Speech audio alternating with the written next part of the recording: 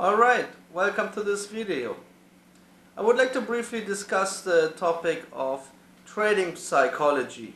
You can find a lot of videos on the internet about that topic. There are also different books on it, etc. But I would like to point out some very essential principles. Now, first of all, you often see that the topic of trading psychology is overemphasized in the sense of that, especially trading coaches talk as if it would be that once you settled your emotions and psychology, you would become a profitable trader. However, this per se is not true. In order to trade profitably, much more is required. So the first point I would like to emphasize is that yes, trading psychology is very, very important and necessary. Managing your emotions is very important and necessary. However, it's in no way enough to become profitable.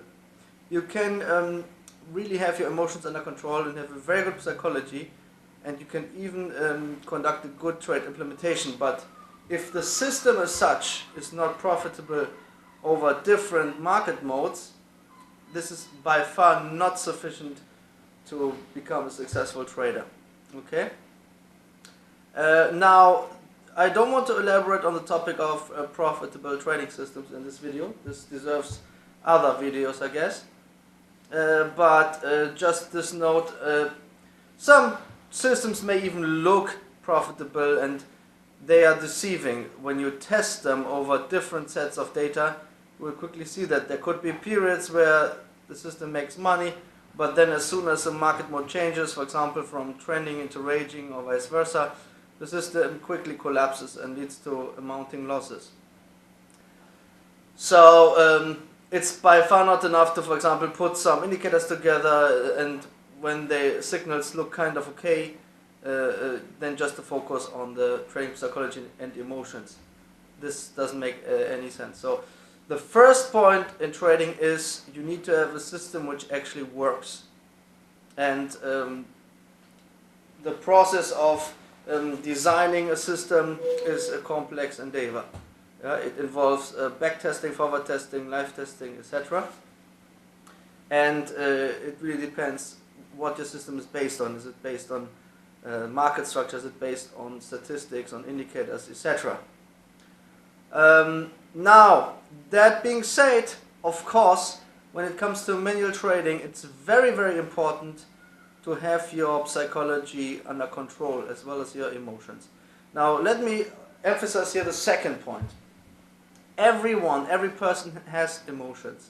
Yeah, no matter how nerdy you are, you will have emotions. You experience greed, you experience fear, etc.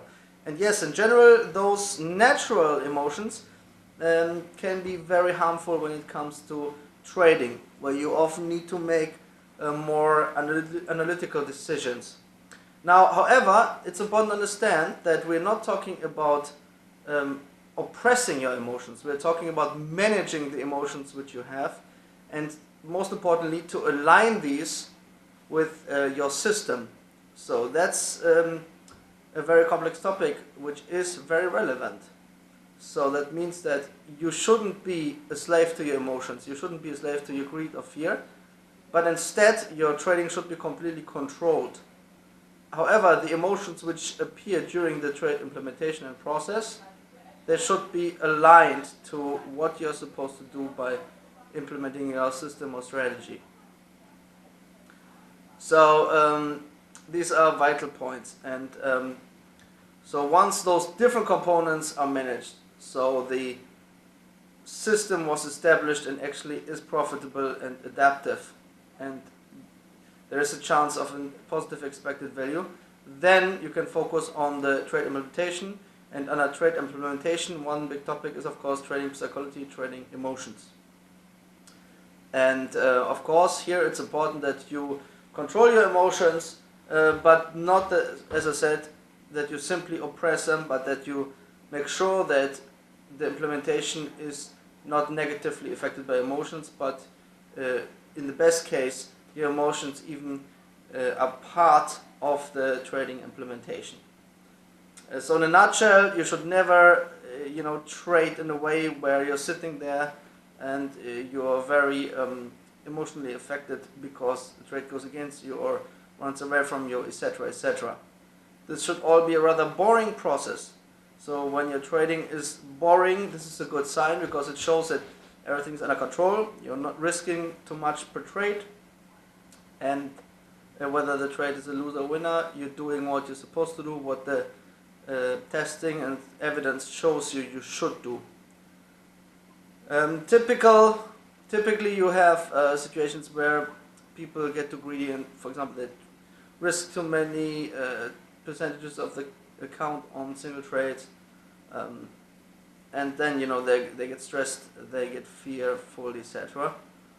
And this can be a vicious circle, and you have to make sure that you approach the trading game in a way which is completely controlled and doesn't make this activity a really mental battle. Okay, it's always training, so it's a highly complex activity, especially short-term trading, such as in the Forex markets, etc., is a very demanding activity. You need to have a different skill set, you need to have different abilities, sometimes opposing abilities, and of course part of this requirement is as well that you are a stable personality, you're self-confident, you can manage different situations, winning as well as losing situations, and that you do the right thing in the end, and you don't over leverage, unless this is really what you want to. So I'm not saying that you shouldn't trade aggressively in general.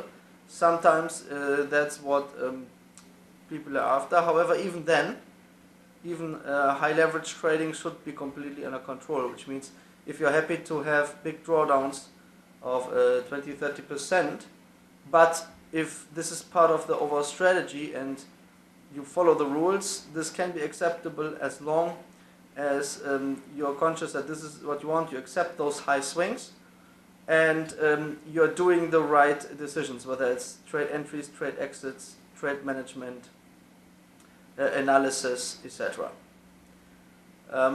I also believe that even when it comes to short-term trading, to day trading, it's essential that you're able to wait for the right moments and setups. Many people have problems with that, they don't have the patience. But also, of course, you need to pull the trigger in the right situation. So no matter whether you tend to overtrade or whether you are too fearful to pull the trigger, this is always bad. So there should be a balance between those two opposing aspects. So you should be able to pull the trigger in the right moment, but you should also have the patience to wait for the right moment. This is one of the examples that's necessary when you want to improve your trade implementation and management. And of course, then it becomes quickly a very, very important topic, because at the end of the day, you on the routine basis, these are the things you need to cope with.